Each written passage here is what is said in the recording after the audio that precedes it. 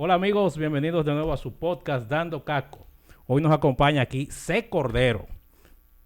C. Cordero, señores, ustedes no saben, el que no lo conoce es porque no está en las redes. Pero el hombre tiene un contenido a nivel de lo que es stand-up delicioso. Vamos a hablar con él en el día de hoy. ¿Cómo tú estás? Muy bien, encantado de estar por acá en un podcast que nació del monte. Digo, por lo menos mi participación, nuestro encuentro. Sí, porque la gente no sabe que él y yo nos conocimos en el monte, subiendo el Pico Duarte, señores. A nuestra edad. A nuestra edad, sobre todo a la mía, porque yo sé que yo te llevo unos cuantos años, pero se pudo. Pero qué bueno que pudimos ahí contactarnos y conocernos y poder cuadrar este encuentro, porque realmente a mí me interesa mucho tu trabajo y lo que están haciendo mucha gente en el medio de lo que es la comedia, el stand-up comedy, ¿verdad? Que es una disciplina, un estilo de humor muy interesante. Entonces vamos a darle caco a eso porque esto es para darle caco. ¿Qué te parece? Vamos arriba. Tú me dijiste que no te gusta que diga Carlos, pero lamentablemente me va a salir en algún momento. O sea que tú me excusas. Tranquilo, no hay ningún problema. No hay problema. Bueno, pues vamos a hablar de tu trabajo, de cómo tú te iniciaste en este mundo del stand-up. Vamos por el principio, como dicen. Carlos. El stand-up aquí, por suerte, tiene una cara muy visible que es Carlos Sánchez. Uh-huh. Carlos tiene ya una trayectoria bastante larga haciendo stand-up y luego de Carlos, la primera generación de comediantes de stand-up que vino fue un grupo de jóvenes en ese entonces. Uh-huh. Ya no son tan Sí, jóvenes, no me son imagino. Que creó un grupo que se llamó La Guagua. Ok, sí, yo creo que lo recuerdo. Bueno, sí. yo era parte de La Guagua, Okay. y estaba Tomás Echavarría, que es el dueño del Comedy Club, que recién ahora mismo cerró sus puertas luego de 9 años de ser la casa del stand-up comedy en República Dominicana. Ariel Santana, Aleja Johnson, Wilson Cabral, Fernando Puchó, Edward Díaz, Gustavo García, Tuto Feria, creo que no se me escapa ninguno. Ahí estamos todos. Éramos La Guagua y comenzamos a hacer stand-up. Apadrinados por Carlos. Ok. Luego ese proyecto, como todo proyecto donde haya demasiadas cabezas, terminamos dividiéndonos, pero con un sentido de compromiso con la comedia y también de amistad entre nosotros. Después de eso seguimos haciendo cosas juntos, cada uno. Bueno, ahora mismo estoy haciendo un trabajo junto con Ariel Santana de algo a lo que me dedico en la actualidad. Uh-huh. Y bueno, por ahí comenzamos todos a hacer comedia. Luego Tomás decidió iniciar con el proyecto del Comedy Club, no como un lugar, sino como un espacio dentro de un lugar. Okay. Existía el bar, podríamos llamarlo así, que se llamaba Camden Parlour. ¿Dónde quedaba eso? Estaba ahí en la Roberto Pastoriza, casi esquina Lope de Vega, en la plaza, ¿cómo se llama esa plaza? ¿Plaza Andalucía? No recuerdo el nombre de la plaza, pero era ahí casi frente a Sebelén Bowling Center. Sí, creo que esa es la plaza a la que te refieres, sí. Y el Comedy Club funcionaba ciertos días dentro de Camden. Tuvo mucho éxito, al punto que Tomás decidió arriesgarse e invertir en un lugar. Sí. Así nació el Comedy Club en Sebelén Bowling Center, donde comenzó, hasta que según cuenta la leyenda, a un chino se le ocurrió comerse un murciélago. Ajá. Y ahí arrancó la pandemia. Ahí arrancó todo. O sea, no estoy diciendo que haya sido así, eso es lo que dicen. Eso es lo que dicen, pero... No me consta para que no digan que... Por si me quieren quitar la visa china. Entonces, no te preocupes. que no es el único negocio que estás todavía sufriendo la consecuencia del bendito murciélago. No, lo que digo es que no sé si fue de verdad que se comieron un murciélago. En lo que se averigua esa es la leyenda. Sí, fue una época sumamente difícil porque el comedy estaba cerrado, le querían seguir cobrando las mismas rentas, era terrible.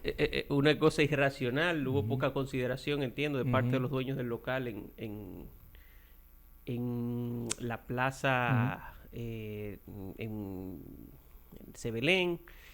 Y lamentablemente el comedy tuvo que salir de allá. Y de hecho tuvo que salir antes de tener otro local.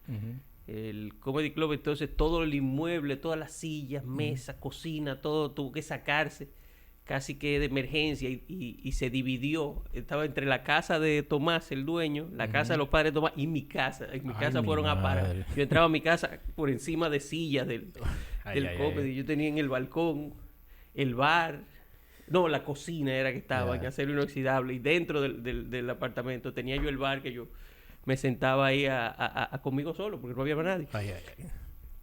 Y por suerte luego ya el comedy tuvo otro local y otro, porque el comedy... se ha movido varias veces. Pasó por varias plazas, solamente le faltaba... Estuvo en Acrópolis también, ¿verdad? Estuvo en Acrópolis, estuvo en Blue Mall, estuvo en Unicentro Plaza y feneció ahí en Plaza Central. En Plaza Central. Donde antes estuvo Fantástico. Caramba, ¿cuánto tiempo? Fantástico.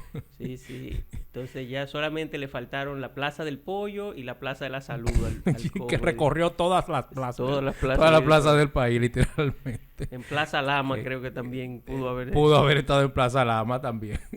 qué cosa, pero ¿no? Desde aquel entonces estamos así haciendo comedia y no solo encima de los escenarios, sino también escribiendo, tanto para mí como para otras personas. ¿Para quiénes tú escribes?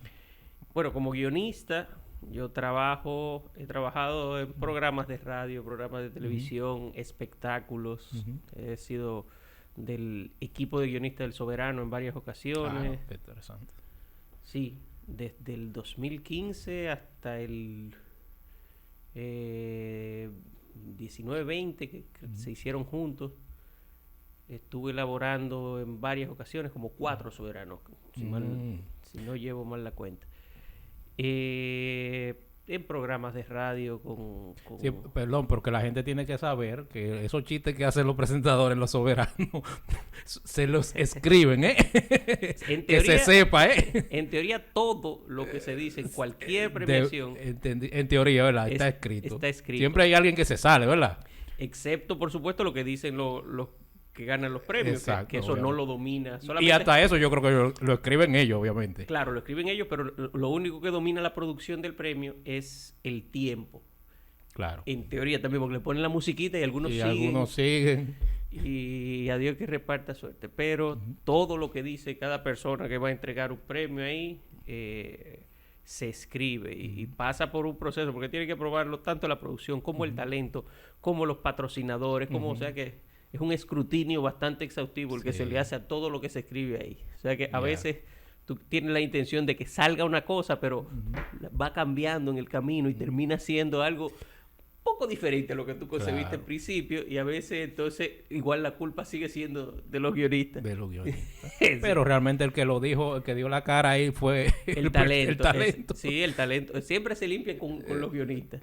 Claro. Eso, bueno, pasó recientemente con el premio que presentó Julio Zavala, o sea, que parece que no... Fue un poquito controversial, ¿eh? Sí, ahí había un dimidirete entre la producción, Julio diciendo que fue el guión, el guionista diciendo que él quiso escribirse sus propias cosas y que sé yo cuánto, entonces siempre hay su sazón en ese tipo de cosas. Pero yo imagino que ahí tú tomas en cuenta quién es el talento para tú escribir. Por supuesto, sí. No, siempre que se va a escribir texto, tiene que ser a partir del perfil de la persona que lo va a decir, porque no es lo mismo que te digo yo escribir algo para Michael Miguel que para Roberto Cavada. Lo pongo de ejemplo que fue el primer soberano en el que yo trabajé. Ok. Uno es un exaltado que va con una energía y el otro es una persona con un perfil mucho más sosegado, y que habla de otras cosas y que se mueve y que si van a abordar cierto hecho de la farándula y tal, quizá no lo hagan de la misma manera. De la misma forma, claro. Entonces, nada, eso hasta que la persona se sienta cómoda con lo que está diciendo, básicamente, que es medio difícil, es tratar de entrar en la cabeza de otro. Sí, eso yo me imagino. Entonces tú te has movido en ese mundo de lo que es como guionista en televisión, espectáculo, siempre de la mano, obviamente, de la comedia, o sea, como más... Bueno, básicamente yo empecé a participar en programas de radio y luego a escribir gracias a la comedia. Gracias a la comedia. Yo llego a un programa en el que era conducido por precisamente Roberto Cavada, en el año en el que él fue elegido para ser el conductor del Soberano, junto con Michael Miguel. Entonces, a Cavada le gustaba lo que yo hacía en su programa. Me dijo, te voy a presentar a René Brea, por suerte. Y me llevó donde René. René le gustó lo que yo hacía y me preguntó si yo tenía algún otro compañero. Ahí yo llevé a Ariel Santana y comenzamos los dos a escribir para ese Soberano. Que en esos momentos, para mí, cuando la primera vez que yo estuve en la oficina de René, entonces, de aquí va a salir tu clip. Ajá, dale. De pequeño yo crecí en una casa que tenía un colmado. Y a mí me fascinaba una modelo dominicana, Celine Méndez. Wow. Porque estaba en un afiche de Malta, no voy a decir, Sí, dale. Una Malta estaba ella, y además después la llegué a ver en unos videos en ese entonces me gustaba Ricardo Arjona, y había un video de él donde ella salía, el video de ella y él, una canción. Y bueno, a mí siempre me llamó la atención Celine Méndez. Claro, yo nunca le seguí el rumbo a su vida y no sabía que en ese momento en que Cavada me llevó a conocer a René, ella era esposa de René y trabajaba con René en todo este tema de la producción de espectáculos y tal. Así que yo estoy esperando a René en una oficina y había un aire acondicionado que estaba goteando. Entonces yo estoy ahí esperando a René y de momento entra esta persona y dice, excúsame que este aire está... Y se pone a pasar un swap ahí y yo, ¿pero ese es Celine Méndez? Ay.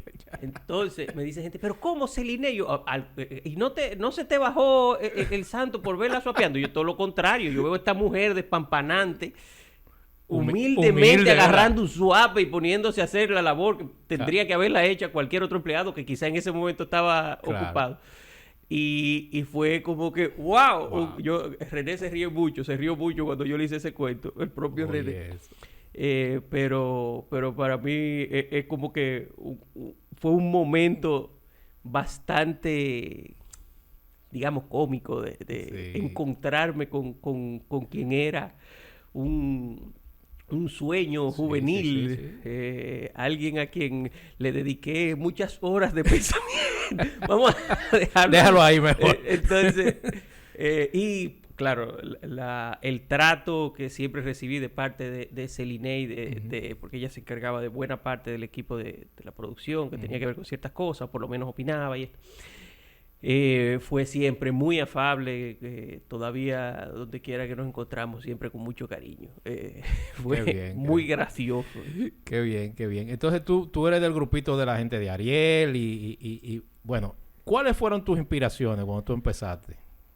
¿Tú tienes alguien que tú admirabas en ese momento, ya sea local o internacional? Por supuesto. Porque realmente hay que decirlo, el stand-up comedy aquí es relativamente algo nuevo, pero es algo que los gringos tienen desde añales. Es relativamente nuevo y poco quizá difundido, porque ahora cerró sus puertas el comedy, recién tenemos otros locales donde se está presentando stand-up. Hay nuevos talentos que están surgiendo gracias a esos nuevos lugares que están dándole oportunidades a muchachos muy jóvenes, gente con muchísima calidad. No puedo dejar de mencionar Local 3, Velvet Room, Green Room. Okay, sí. Son lugares donde, además de quizá otras cosas, por ejemplo, en Green Room se suele presentar mucha música y también en Velvet y bueno, en el mismo Local 3.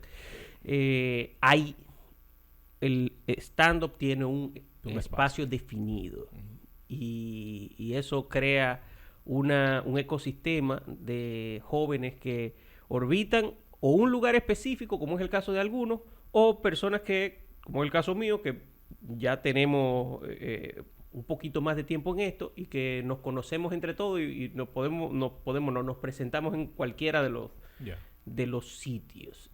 Eso ha sido una bendición, digamos, para el stand-up. No para Tomás, pero bueno.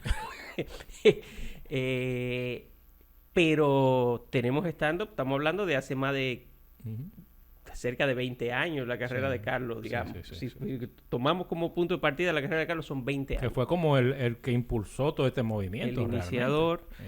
Y como tú dices, Estados Unidos es otra cosa. Tiene una tradición bastante larga de comedia unipersonal, de gente que se paraba en un escenario y hacía un espectáculo de una persona cantando, diciendo chistes, qué sé yo cuánto, pienso, qué sé yo, un Sammy Davis Jr., por ejemplo. Sí, exactamente. Un showman. Exacto. Luego el stand-up viene siendo como dejar algunas de las cuestiones artísticas implicadas en eso, la música, y solamente una persona con un micrófono hablando, contando, diciendo una anécdota, haciendo una reflexión sobre un hecho de la vida cotidiana, algo bastante observacional.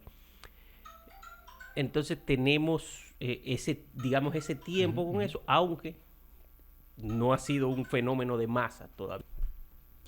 Bueno, hicimos una pequeña pausa para recargar energías, como debe ser, y aquí estamos de nuevo. Bueno, hablábamos sobre tus influencias, sobre lo que es la historia, vamos a decir, que el stand-up. Tú sabes que yo creo que aquí nosotros llegamos a conocer, no sé si estoy equivocado, el concepto del stand-up fue con Adal Ramones.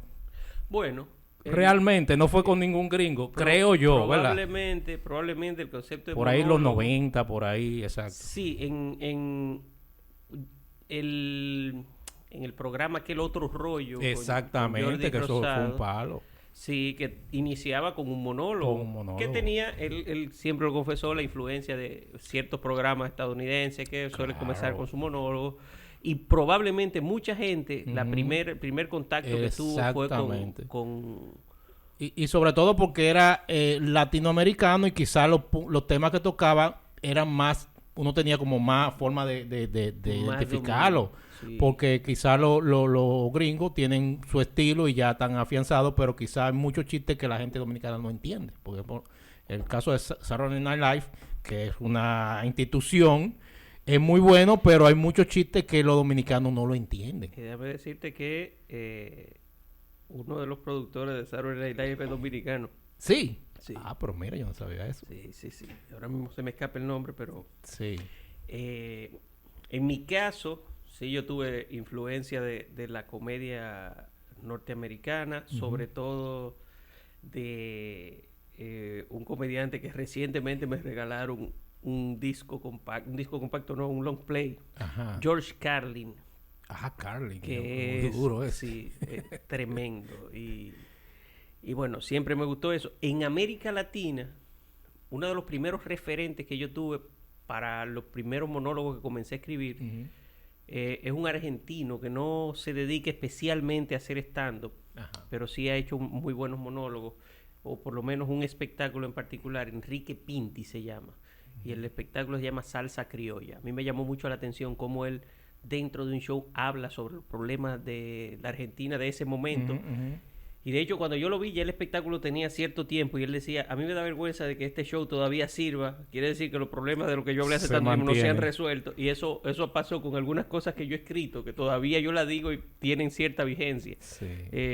Aunque las escribí hace probablemente más de una década, que señalan cosas en las que nuestra sociedad tiene carencias y que todavía las tiene. Entonces, un poco... Para mí la comedia siempre ha tenido es una posición personal, esa posibilidad, la de poner el dedo en la llaga de las cosas que suceden, porque a fin de cuentas es un punto de vista, el punto de vista del Claro. comediante, y uno enfoca desde las relaciones humanas hasta lo que está aconteciendo, lo que nos pasa a Sí. todos, y sirve hasta para un poco alertar o denunciar ciertas cosas. Sí, sí, y eso, de eso tenemos nosotros mucha historia, porque yo recuerdo que el grupo de Freddy Veragoico, Cuquín, Boruga, siempre usaron mucho el humor político como una forma como de reírse de uno mismo, como de uno de desahogarse de alguna forma de todas las situaciones que pasaban en el país, de una forma, vamos a decir, que haciéndote reír, pero en el fondo estaba mandándote un mensaje, una idea. Eso a mí siempre me ha costado un poco por ese tipo de humor, porque por un lado puede servir para hacer un poco de conciencia, para hacer esa denuncia, pero por otro lado puede servir como una válvula de escape. Exacto. Bueno, nos estamos riendo de eso y ahí queda. Exacto. Entonces, la intención mía casi siempre ha sido no solo hacer reír, sino también despertar una reflexión sobre un tema.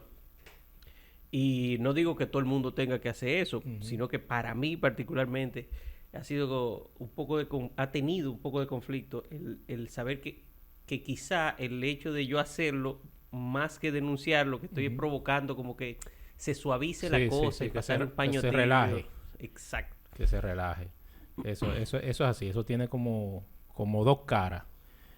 Y no te ha pasado, porque tengo la impresión de que los stand-up de aquí son un poquito, vamos a decir que, bueno, lo que pasa es que ustedes también entraron en una época un poquito más de corrección política, pero yo siempre me he llamado la atención que los stand-up que se hacen mucho en Estados Unidos y en otros sitios, en Australia también, que son muy duros, los comediantes se meten con el público y el público como que hay como un tipo de fricción a veces y que a la gente hasta cierto punto le gusta eso, como de que haya cierta fricción entre el comediante y el público. ¿Te ha pasado o aquí ha pasado eso o no es algo que se...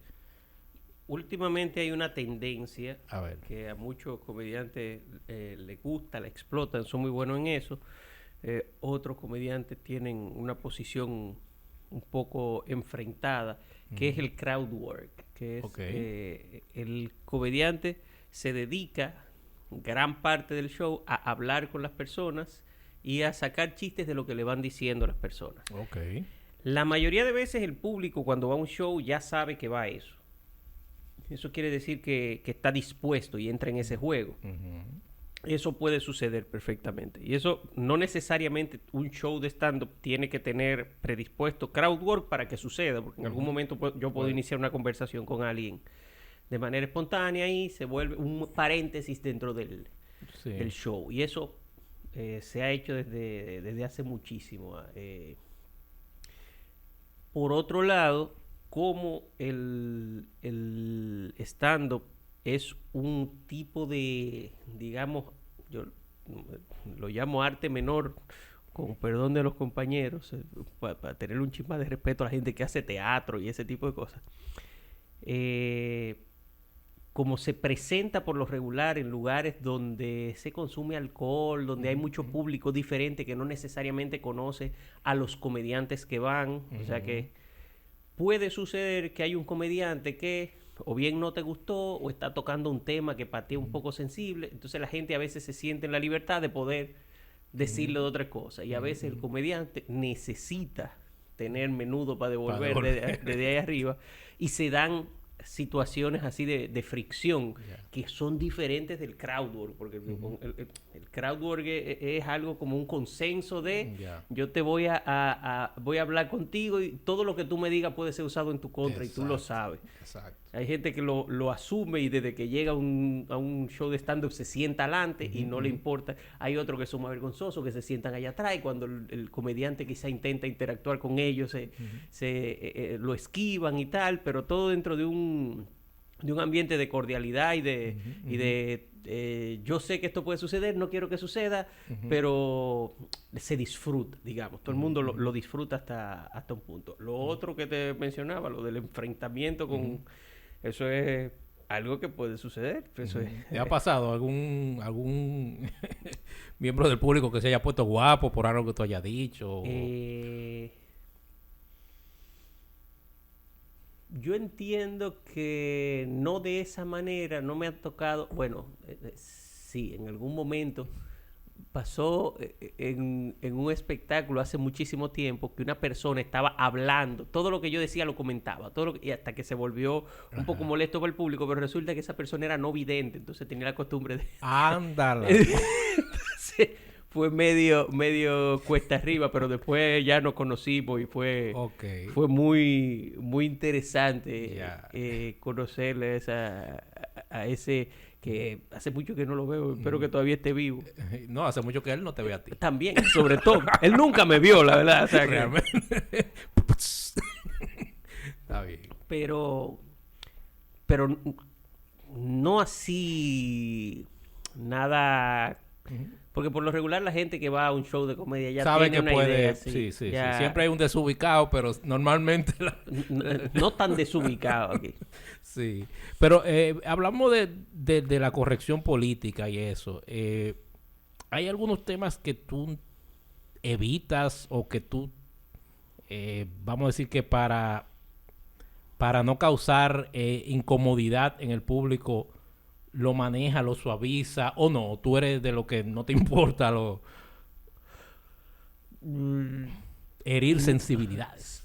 No porque me importe herir sensibilidades, sino porque no necesariamente me llama la atención o no se me ha dado la ocasión de construir chistes que estén orientados por ahí. O sea, yo no soy muy de... haciendo stand-up, pues quizás en otro ámbito, relacionándome con los mismos comediantes, con mis amigos y tal, tenga otro tipo de trato y uso de temas. Pero por lo menos haciendo stand-up, no suelo ser muy dado a lo que se llama el humor negro. O sea, no es la carga fuerte de... Puede que en algún momento dado haya un poquito de... pero no por lo regular.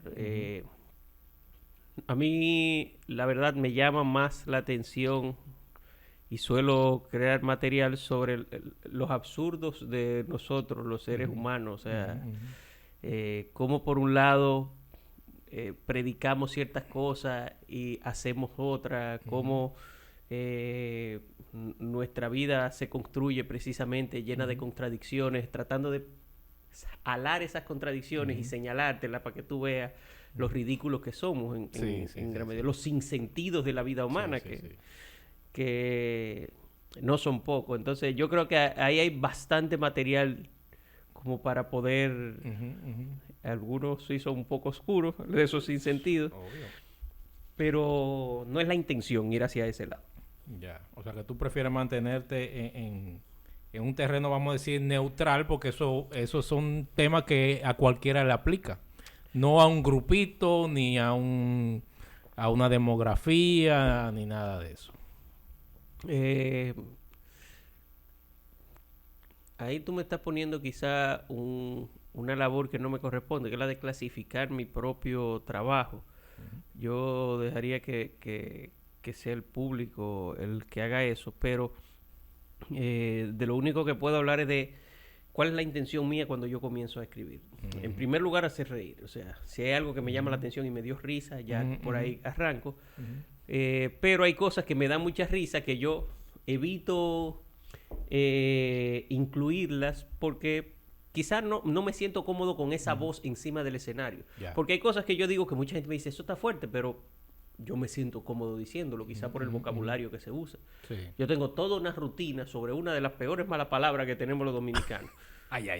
Pero yo no estoy usando la palabra y diciéndosela a alguien, estoy usándola haciendo un análisis sobre ella. Que ya para mí es otra cosa. Quizá el que la oye y la oye reiteradamente durante la rutina se va sorprendiendo cada vez más y quizá haya gente que se ofenda. Pero hasta ahora la gran mayoría del público lo acepta bastante de buena gana. Y eso es... No, y yo siento también que el público dominicano no es tan dado al humor negro. Tengo la impresión, ¿verdad? Porque a mí, particularmente a mí me gusta el humor negro. Pero yo sé que hay mucha gente, la mayoría de la gente que me rodea, que no le gusta. Yo creo que somos muy doble moral en ese sentido. ¿Tú crees? Yo creo que sí, que quizá nos reímos y mandamos el mensaje y mandamos el chiste por atrás, pero a la hora de hacerlo en público, como que miramos a ver si los otros se están riendo. Si los otros se están riendo, me río, pero como que nos falta un poco de libertad, porque a fin de cuentas hay cosas con las que yo no estoy de acuerdo, ideas que se expresan a través de un chiste, con las que yo para nada estoy de acuerdo, pero si el chiste es bueno, yo me doy el permiso de reírme. Exacto. O sea, yo no tengo que compartir la idea para disfrutar o no el chiste. Y eso es una posición que no necesariamente la tiene que tener todo el mundo, ni la tiene todo el mundo. Hay gente que solamente se pone en un plano moral superior y no se ríe de ciertas cosas y aunque se esté explotando por dentro. Sí, pero yo entiendo que sí, que usted se puede reír de algo sin que usted profese esa... y puede ser una de dos cosas. Una, usted lo conscientemente se está riendo, aunque no comparte las ideas y sabe que no la comparte y tiene la madurez... digamos, de ideas suficientes como para aceptar otras alternativas a lo que tú piensas del mundo. Claro. El mundo no es como yo quiero que sea, ni como yo creo que es, sino que hay otras visiones, y si esas visiones se expresan a través de un chiste, y el chiste es bueno, pues yo lo puedo disfrutar, aunque quizás... y quizás hasta me doy el permiso de reflexionar en ese sentido. Y hay gente que dice que no piensa de una manera. No, yo no soy así, pero me río del chiste, pero es que en realidad sí piensan así. Entonces, son cosas muy diferentes. Claro. Es que, ay, no, es que no, pero te ríe cuando hacen eso, pero no porque el chiste, sino porque te da risa la situación, es por otro lado que tú llegas a la risa ahí. Es un poco complejo. Es complejo porque entonces tú te cohibes, porque tú te quieres reír, pero entonces tú te cohibes porque dices, no, yo no puedo, yo no debo reírme de esto. Sí, que ay, me reí. Entonces, ay, pero yo no el chiste es bueno, sí, ahora... Que de ahí para allá tú entiendas que aquello que se está expresando a ti esté mal, pero igual tú en tu vida y en tu práctica seas proclive a eso, o no hagas nada en contra de eso, que es otra cosa. No me venga a mí con que tú estás aparentando que no. Claro. Dime algo, ¿las redes sociales han ayudado o tú crees que han perjudicado el trabajo de ustedes? Porque me da la impresión de que mucha gente consume, por ejemplo, clips y eso de stand-up y eso, pero quizás no se para de su casa y paga una entrada y se traslada a ir a ver el show. ¿Por qué? ¿Qué tú crees que ha servido para impulsar este tipo de trabajo o lo ha prácticamente estancado? Bueno, no... Ahí yo tendría que decirte que no tengo punto de comparación, porque cuando yo comencé con esto ya arrancamos con redes sociales. La guagua... Había un día a la semana, si mal no recuerdo eran los martes, que nosotros en Twitter tratamos de hacer un hashtag tendencia como grupo y lo lográbamos casi todas las semanas. Wow. Porque teníamos una comunidad que nos seguía y esa misma comunidad se enteraba a través de las redes de lo que hacíamos y tal. Es cierto que las redes han democratizado bastante. Hay muchísima gente haciendo humor que en las redes es tremenda, buenísima, que luego han tratado de experimentar en escenario y se dan cuenta de que hay una diferencia. Que no es lo mismo. No es lo mismo. Una cámara que un grupo de gente nunca va a ser lo mismo. Y hay personas que han asumido el reto, se han preparado y han tenido muchísimo éxito luego ya con la gente. Y hay otras que, bueno, que han tenido que entender que su nicho está en las redes, Exacto. que es mejor por ahí.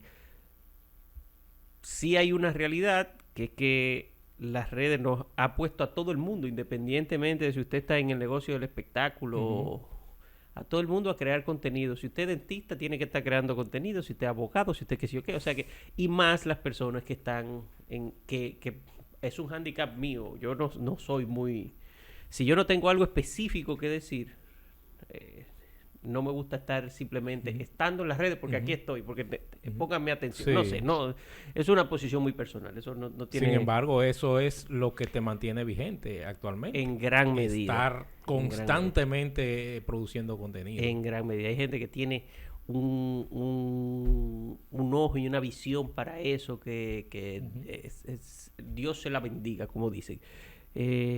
A mí me cuesta. Sí. Me cuesta. Yo tengo que tener algo que decir. De hecho, creé un proyecto solamente para eso, para decir cosas, que se llama La Sonrisa Sin Gato, que tuvo relativamente bastante éxito en Instagram y en TikTok. Tuvo mucho más seguidores que mi cuenta de comediante.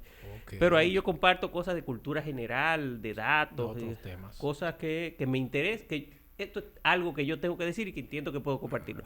Que yo haya desayunado en tal sitio, o que yo haya hecho tantos kilómetros corriendo, o que yo haya... Para mí eso... Yo no soy una persona que va a estar compartiendo ese tipo de cosas. Que mi perrito se enfermó, que qué sé yo cuánto, que no sé, no ando con... mi vida privada es privada. Lo que yo quiero compartir es otra cosa. Claro. Excelente. Cordero, yo creo que hemos tenido una conversación bastante interesante. Realmente el mundo del stand-up es algo muy...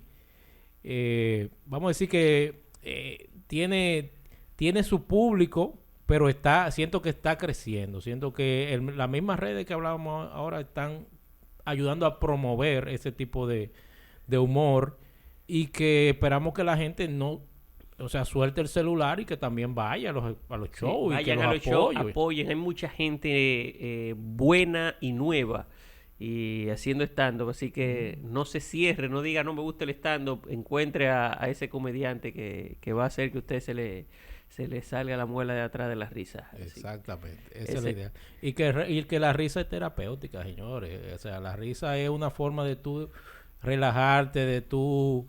la risa sana. Reírse es de las cosas más divertidas que se pueden hacer con la ropa puesta. Así que eso es verdad. Muy bien. Cordero, muchísimas gracias por estar con nosotros en Dando Caco. De verdad que muy agradecido con que hayas aceptado nuestra invitación. Esperamos que no sea la última vez. Y ya ustedes saben, síganlo en las redes, vayan a los shows, apoyen al movimiento, que realmente estos muchachos están haciendo un trabajo excepcional. Muchísimas gracias. Gracias a todo el público de Dando Caco y nos vemos la próxima. Bye bye.